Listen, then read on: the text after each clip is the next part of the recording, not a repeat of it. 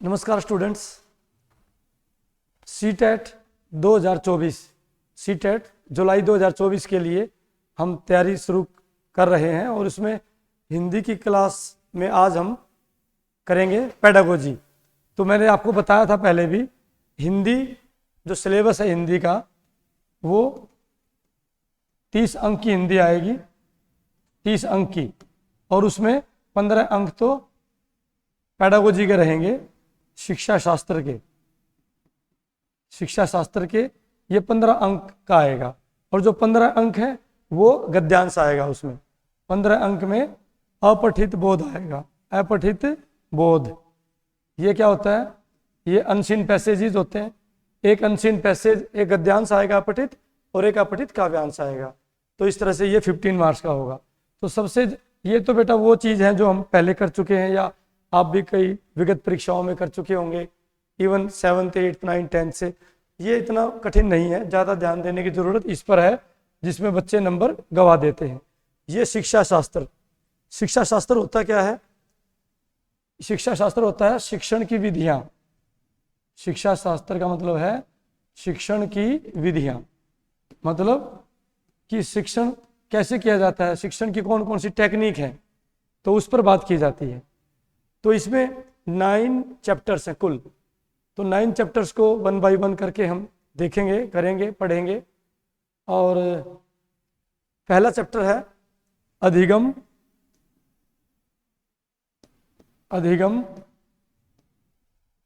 एवं अर्जन। तो इस पर बात करेंगे बच्चों आज, अधिगम एवं अर्जन, जिसको इंग्लिश में कहते हैं लर्निंग एंड एक्विजिशन। तो लर्निंग, ये लर्निंग वर्ड आते ही हम समझ जाते हैं कि लर्निंग क्या है। तो बच्चों लर्निंग, एक तो बात स्पष्ट है कि लर्निंग लाइफ लॉन्ग प्रोसेस है। यह एक ऐसी प्रक्रिया है जो जीवन भर चलती है, क्योंकि जीवन भर हम कुछ ना कुछ सीखते रहते हैं। बस वही अधिगम कहलाता है, वही लर्निंग कहलाता है। और अधिगम को बोलते हैं हम जो भी व्यवहार में परिवर्तन होता है, अनुभव के आधार पर जो भी हमारे व्यवहार में परिवर्तन आता है, चेंज आता है, उसे अधिगम कहते हैं। अधिगम एक पूरी प्रक्रिया है, एक पूरा प्रोसीजर है। दूसरी ओर अर्जन जो भी अपने माहौल से हम ग्रहण करते हैं, जो भी अपने एनवायरनमेंट से, जिस भी माध्यम से हम चीज़ों को एक्वायर करते हैं, उसे कहते हैं अर्जन। इसीलिए इसको इंग्लिश में बोलते हैं एक्विजिशन। और देखो बच्चों, जो लर्निंग है, अधिगम है, वो 3 तरह का होता है। अधिगम 3 तरह का होता है। एक होता है कार्य से संबंधित, मतलब एक्शन बेस्ड। एक होता है वाचिक और एक होता है वैचारिक। तो 3 तरह का अधिगम होता है बच्चों।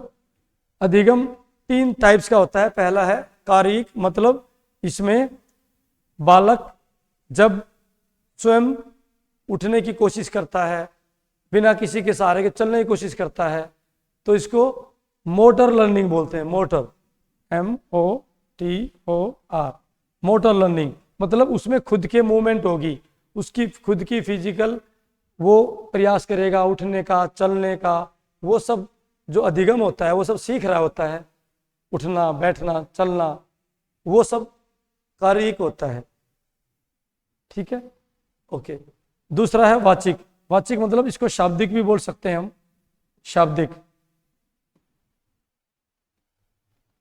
शाब्दिक भी बोल सकते हैं।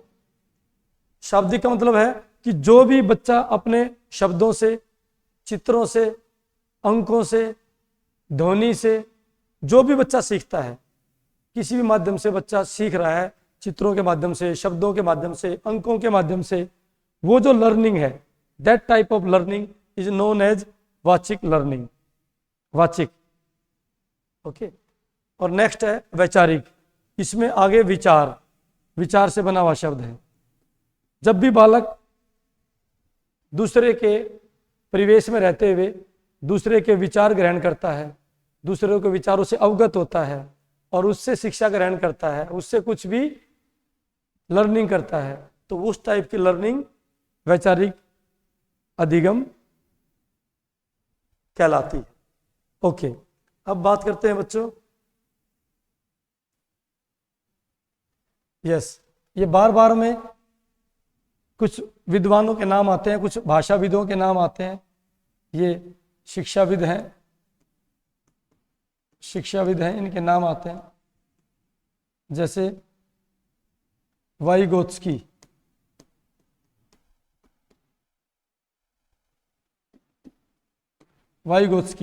वाइगोत्स्की शिक्षाविद थे, जो इन्होंने बताया था कि जो भाषा है वो सामाजिक अंतःक्रिया का रूप होती है।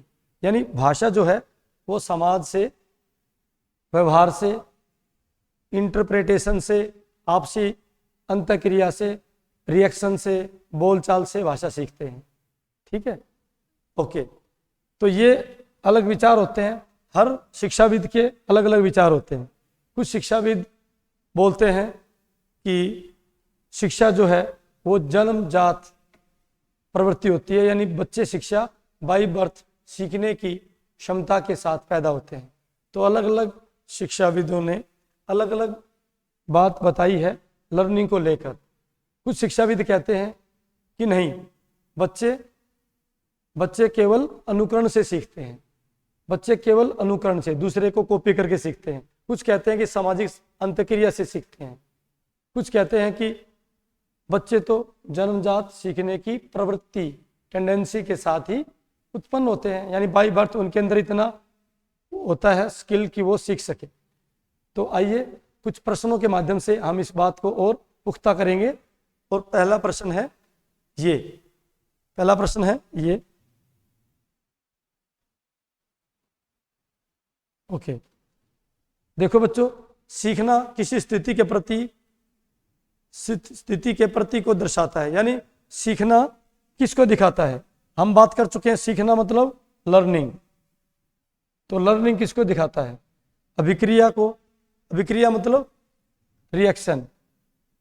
थोड़ा हिंदी में रहेगी, तो शब्दावली है थोड़ी हिंदी में, हिंदी के प्रश्न पत्र में, हिंदी वाले पोर्शन में शब्दावली थोड़ी कठिन रह सकती है, तो इसीलिए थोड़ा शब्दों को समझकर सीखने का प्रयास करें। सक्रिय, प्रतिक्रिया, प्रक्रिया और उपरोक्त में से कोई नहीं। तो राइट आंसर होगा इसमें सक्रिय प्रतिक्रिया। जो लर्निंग है वो एक एक्टिव पार्टिसिपेशन होता है, लर्निंग में एक्टिव पार्टिसिपेशन। तो राइट आंसर होगा इसका, सीखना क्या है, वो किसी भी स्थिति के प्रति सक्रिय प्रतिक्रिया को दिखाती है। सीखना किसी भी स्थिति के प्रति किसको दिखाती है, सक्रिय प्रतिक्रिया को। तो लर्निंग एक्चुअली सक्रिय प्रतिक्रिया ही होती है। आपके व्यवहार में परिवर्तन होता है जो अनुभव के आधार पर, उसे ही लर्निंग कहते हैं। नेक्स्ट क्वेश्चन,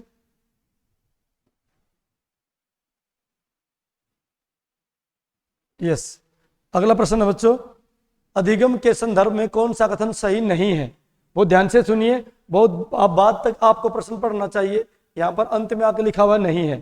कुछ बच्चे उतावले होकर, बहुत ही एक्साइटेड होकर वो गलत जवाब दे देते हैं।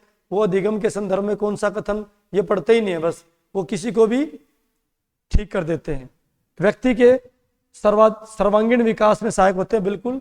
अधिगम बच्चों, सर्वांगीण विकास मतलब all round development, all round development में हेल्पफुल होते हैं, सहायक होता है कौन, लर्निंग होता है जी, बिल्कुल। ज्ञान के व्यवहारिक प्रयोग में सहायक होता है। आपने ज्ञान तो प्राप्त कर लिया, परंतु आप प्रैक्टिकली उसको जब तक व्यक्त नहीं करेंगे, उसको डिलीवर नहीं करेंगे, उसको अपने एग्जीक्यूट नहीं करोगे, तब तक वो किस काम का। तो प्रैक्टिकली आप ज्ञान के प्रैक्टिकल यूज में हेल्पफुल होता है, बिल्कुल होता है। विषय वस्तु को रटकर याद करने में, राइट आंसर ये है। कभी भी लर्निंग में विषय वस्तु मतलब कंटेंट, जो भी मटेरियल है, स्टडी मटेरियल, रटकर याद करने में सहायक नहीं होता। अधिगम कभी भी रटकर याद करने में सहायक नहीं होता। तो राइट, ये देखते हैं व्यक्ति के व्यवहार में परिवर्तन। यस, ये मैं पहले ही बता चुका हूं। अधिगम का मतलब क्या है, व्यक्ति के व्यवहार में परिवर्तन। व्यक्ति के व्यवहार में परिवर्तन ही तो लर्निंग कहलाता है। तो लर्निंग इन 3 चीज में सहायता करेगा, इसमें, इसमें और इसमें। इसमें नहीं करेगा, और यही हमारा राइट आंसर है, क्योंकि पूछा है किसमें हेल्पफुल नहीं है लर्निंग। लर्निंग रटंत शैली जो है, रट्टा लगाकर पढ़ने वाली शैली, रट्टा लगाकर सीखने वाली शैली, उसको कभी प्रमोट नहीं करता है। ठीक है, right answer 3rd। Next question.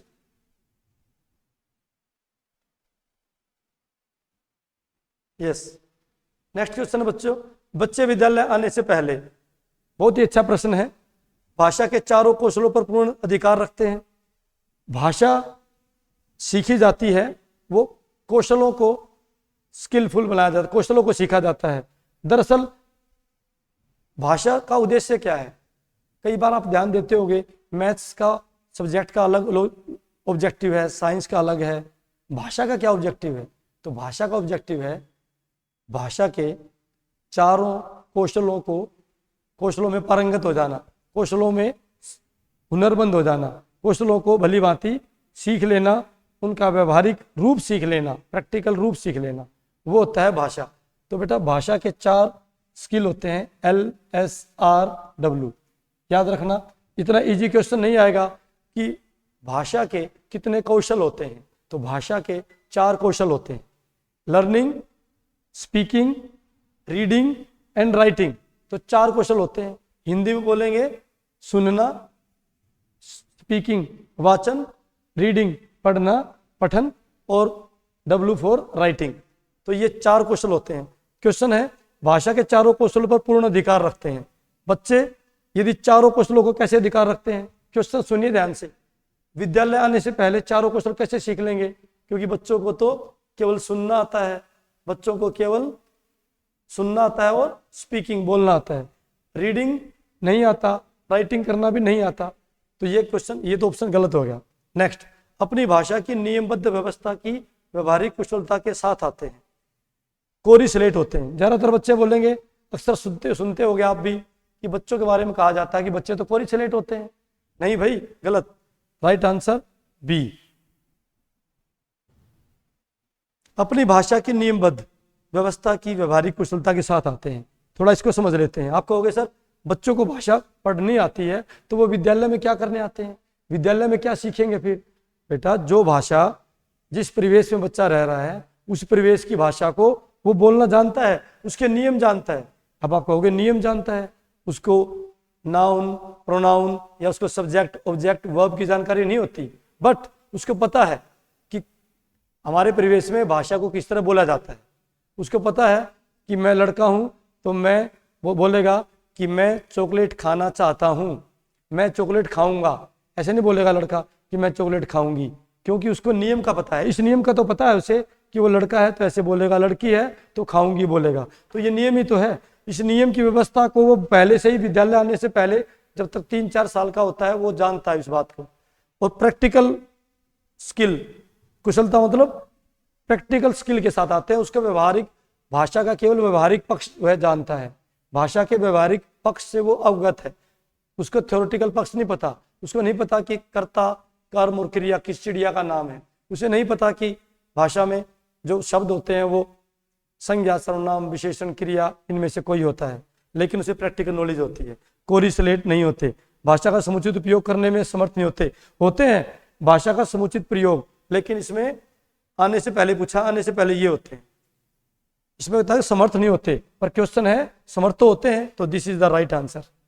Next question, बाल्यावस्था, बाल्यावस्था में किसी वस्तु तक पहुंचने, उसे पहचानने, ये पहचानने शब्द है, पहचानने, बिना किसी सहारे के खड़े होने आदि किस प्रकार का अधिगम कहलाता है?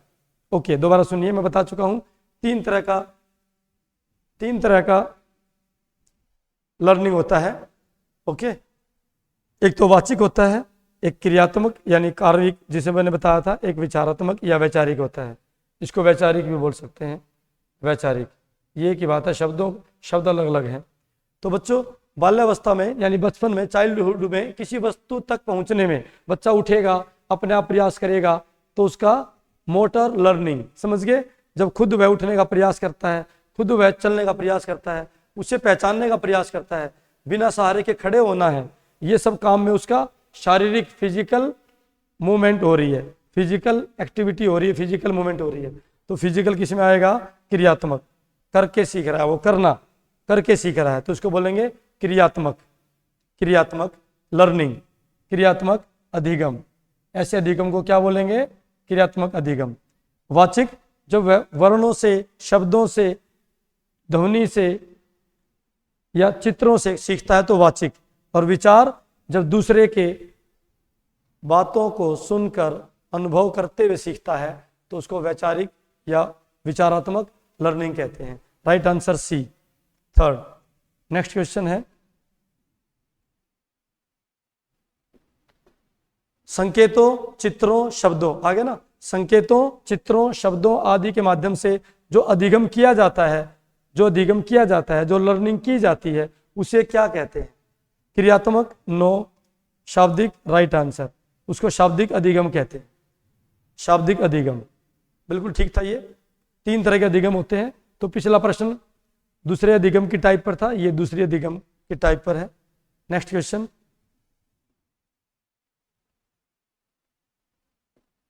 विचारात्मक निबंध। अब तीसरा आ गया, विचारात्मक अधिगम के अंतर्गत क्या आता है? क्रियात्मक कौशलों को अर्जित करते हैं, चित्रों, शब्दों। ये चित्रों शब्दों वाला तो क्या होता है बेटा? वाचिक। विभिन्न परिस्थितियों के साथ सामंजस्य स्थापित करना सीखता है। और थर्ड था, बौद्धिक क्षमताओं का प्रयोग करते हैं, तो ये बौद्धिक क्षमता, विचार, राइट आंसर ये फोर्थ। देखो बेटा, 3 तरह का अधिगम होता है। पहला अधिगम तो ये है, क्रियात्मक कौशलों से अर्जित करते हैं, ये तो क्रियात्मक अधिगम हो जाएगा। चित्रों से जो होता है वो विचारात्मक अधिगम होता है। और चित्रों से जो होता है वो शाब्दिक होता है। क्या होता है? शाब्दिक। और बुद्धि, बौद्धिक क्षमताओं का प्रयोग करते हैं। जब अपनी बुद्धि से वो दूसरे की चीजों को समझता है, ग्रहण करता है, तो उसको बौद्धिक क्षमताओं के आधार पर जो प्रयोग करते हैं उसको विचारात्मक अधिगम बोलते हैं। ठीक है, चलो नेक्स्ट क्वेश्चन है,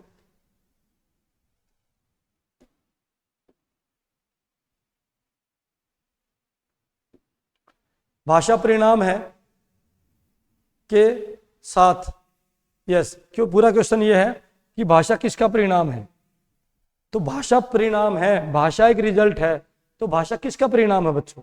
तो भाषा समाज का परिणाम है या सामंजस्य का? समाज तो ठीक है, समाज और संपर्क, राइट आंसर ये है। तो भाषा समाज और संपर्क का परिणाम होती है। वाइगोत्स्की ने बोला था, वाइगोत्स्की, मैंने बताया था आपको, वाइगोत्स्की शिक्षाविद हुए हैं। उन्होंने ये बताया था कि भाषा जो है वो समाज में रहते हुए संपर्क करने के माध्यम से ही भाषा सीखी जाती है। भाषा आपसी संपर्क के माध्यम से सीखी जाती है, उसको बोलते हैं। भाषा किसका परिणाम है? इन दोनों का परिणाम है। यू कैन से भाषा समाज और संपर्क का परिणाम है।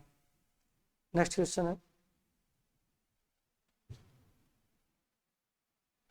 यस, चॉम्स्की के अनुसार भाषा सीखने के क्रम में खोज भी साथ साथ चलती रहती है।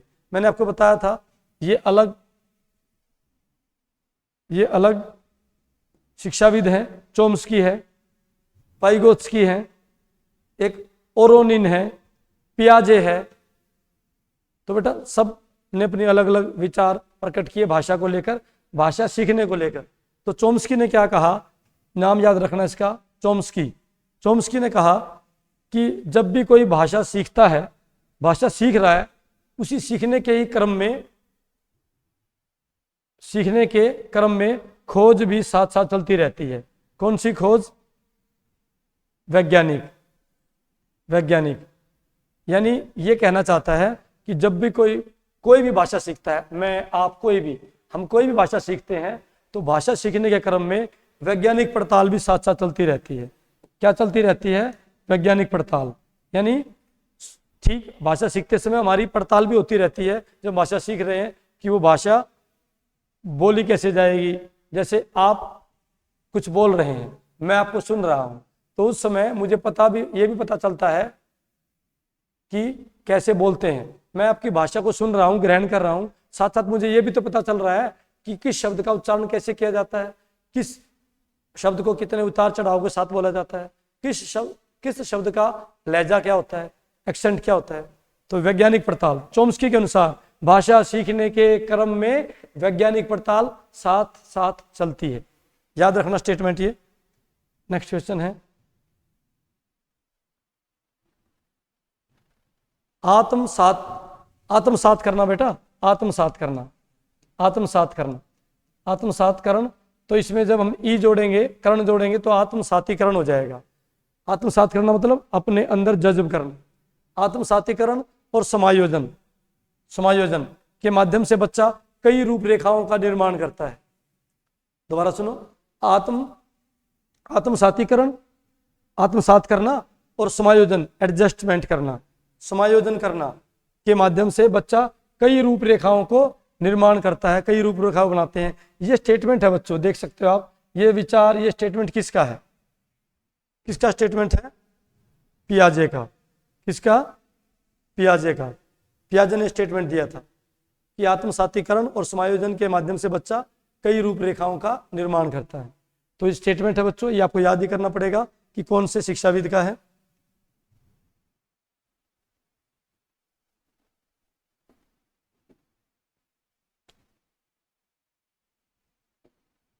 यस, बच्चा अपनी भाषा के दौरान दो प्रकार की बोली बोलता है। यस, बच्चा अपनी भाषा के दौरान दो प्रकार की बोली बोलता है। और यह कथन किसका है? यह कथन वाइगोत्स्की का है। दो प्रकार की बोली कौन कौन सी बोलता है? एक तो वो जो समाज के लिए बोलता है, सामाजिक बोली, और एक होता है स्वयं की बोली, स्वयं अपने लिए, आत्म, सेल्फ, आत्म के लिए। आत्म का मतलब सेल्फ, यानी वह स्वयं से बातचीत करने के लिए। जब वह स्वयं से बात करता है तो बच्चा अपनी भाषा के दौरान दो प्रकार की बोली बोलता है। एक वो बोली जिस बोली से वह अपने आप से बात करता है, बच्चा स्वयं से ही बात करता है, तो उसको बात करने को भाषा का एक बोली होगी। दूसरी जो बोली है वो सामाजिक बोली है। यदि एक बच्चा खुद से बात करेगा, खुद से आपस में बड़बड़ाता है या बोलता है, उसको वो एक अलग बोली है। और जिस बोली में, जिस भाषा में वह समाज से इंटरेक्ट करता है, उनसे अंतःक्रिया करता है, उस बोली को सामाजिक बोली बोलते हैं। तो राइट आंसर होगा वाइगोत्स्की। ये वाइगोत्स्की का स्टेटमेंट है कि हर एक बच्चे की दो बोलियां होती हैं। तो याद करना बच्चों उसको।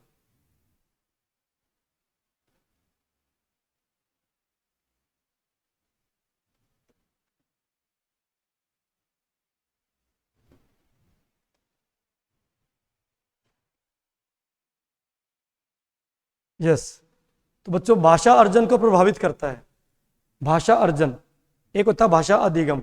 अधिगम का मतलब वही जो लाइफ लॉन्ग प्रोसेस है, और जो बच्चे के व्यवहार में परिवर्तन ला दे। बच्चों के व्यवहार में परिवर्तन लाने का जो अनुभव है वही लर्निंग कहलाता है। और अर्जन, भाषा अर्जन मतलब भाषा को अर्जन करना। तो भाषा एक अर्जित संपत्ति है। हर व्यक्ति भाषा को अर्जित करता है, और वो विभिन्न माध्यमों से अर्जित करता है, वातावरण से अर्जित करता है। क्वेश्चन ये है कि भाषा को प्रभावित कौन कौन सी चीजें करते हैं? दैनिक जीवन के अनुभव, जो आप डेली सीखते हो, जो आप डेली अनुभव किया, आपने एक्सपीरियंस लेते हो भाषा बोलते समय, वो समाज के साथ संपर्क करते हो। यस, इच्छा शक्ति, यस, राइट आंसर होगा उपरोक्त सभी। भाषा अर्जन को प्रभावित करती सारी चीज, सुनिए ध्यान से। दैनिक जीवन का अनुभव, जो भी हम दैनिक जीवन में व्यवहार में लाते हैं, भाषा को बोलते हैं, फिर उसकी रिएक्शन सुनते हैं, तो उससे भाषा अर्जित होती है, उससे भाषा एक्विजिशन होता है। हम भाषा को ग्रहण करते हैं। भाषा एक, जैसे हम अर्जन करते हैं, धन अर्जित करते हैं, ऐसे ही भाषा भी एक अर्जित संपत्ति है, उसको अर्जित करना पड़ता है। समाज के साथ संपर्क करते हैं, समाज के साथ संपर्क करना भी भाषा अर्जन को प्रभावित करता है, क्योंकि भाषा एक सामाजिक अंतःक्रिया पर आधारित होती है। भाषा में हम समाज से अंतःक्रिया करते हैं, इंटरप्रेट करते हैं, बातचीत करते हैं, कुछ लेते हैं भाषा दूसरों की, कुछ अपनी भाषा दूसरों को बताते हैं। और इच्छा शक्ति, यस, इच्छा शक्ति के बारे में सुनिए बच्चों। जो एक तो होती है मदर टंग, मातृभाषा, तो मातृभाषा बच्चा बहुत ही सरलता से ग्रहण कर लेता है। मातृभाषा अनायास, अनायास का मतलब बिना प्रयास के बच्चा ग्रहण कर लेता है। फिर जो इसके बाद दूसरी भाषा होती है, दूसरी भाषा, जो दूसरी भाषा होती है वो द्वितीय भाषा कह सकते हो उसको, और वो द्वितीय भाषा ग्रहण करने में इच्छा शक्ति मैटर करती है। मान लो हिंदी आपकी मातृभाषा है और अंग्रेजी आप सीखना चाहते हो, तो हिंदी तो सीख लोगे आप, मातृभाषा आपकी सीख लोगे ना बिना प्रयास के।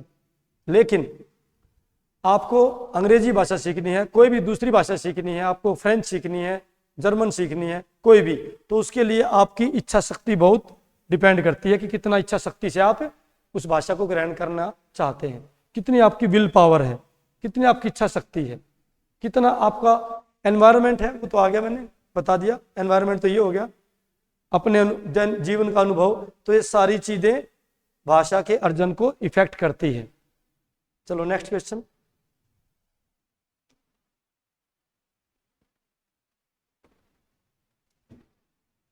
भाषा का अस्तित्व एवं विकास समाज के बाहर नहीं हो सकता। यस, बताइए बच्चों, भाषा का अस्तित्व एवं विकास समाज के बाहर नहीं हो सकता। ये बात किसने कही? क्योंकि ये बात भी कर चुके हम, वाइगोत्स्की ने कही कि समाज का, भाषा का अस्तित्व समाज एवं विकास समाज के बाहर कैसे हो सकता है। कोई बच्चा जब मान लो अकेला है, बच्चा किसी से इंटरप्रेट नहीं कर रहा, बातचीत नहीं कर रहा, वन में अकेला, तो भाषा का विकास नहीं होगा जब तक कि समाज ना हो। समाज होगा तो लोग होंगे, उनसे बातचीत करेगा बालक, तो भाषा का विकास होगा। तो समाज के बाहर संभव नहीं है। ये बात किसने कही? वाइगोत्स्की ने कही। ये भी उसकी स्टेटमेंट है, देख सकते हो आप, ये कथन किसका है, यानी स्टेटमेंट किसकी है।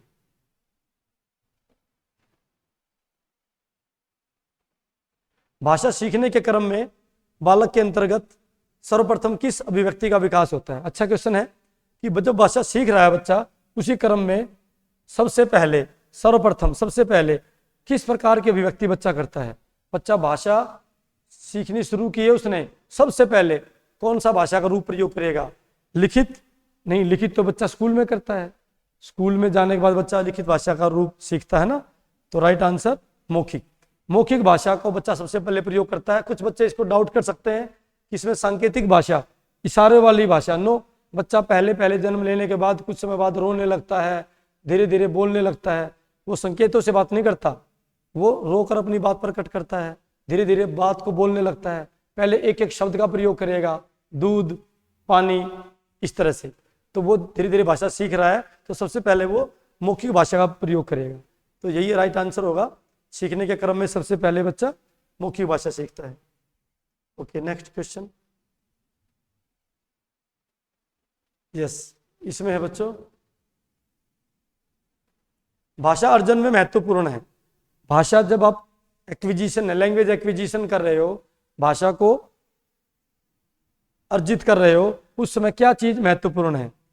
भाषा के विभिन्न रूपों का प्रयोग, राइट आंसर। हम बात कर चुके हैं, भाषा के 4 रूप होते हैं। या कोई तो बच्चा या तो लिखेगा, या बोलेगा, या सुनेगा, या पढ़ेगा। इन चारों भाषा के रूपों का, भाषा के विभिन्न रूपों का प्रयोग जितना अधिक करेगा, उतना अधिक भाषा का अर्जन होगा। ये सारी चीज, भाषा के विभिन्न रूपों का प्रयोग भाषा के अर्जन में बहुत महत्वपूर्ण होता है। कोई भी पाठ्य पुस्तक कुछ बच्चे लिख सकते हैं, गलत है, ये तो बाद की बातें हैं बेटा। भाषा का शिक्षण, ये भी प्रिंसिपल्स, भाषा का टीचिंग ऑफ लैंग्वेज, ये सब गलत है। भाषा का व्याकरण सबसे बाद की बात है। भाषा का व्याकरण तो बिल्कुल भी महत्वपूर्ण नहीं है, बिल्कुल भी, कभी भी बाध्य नहीं किया जा सकता कोई बालक भाषा का व्याकरण सीखने के लिए। तो बच्चों, आज की क्लास में हमने इतना ही सीखा।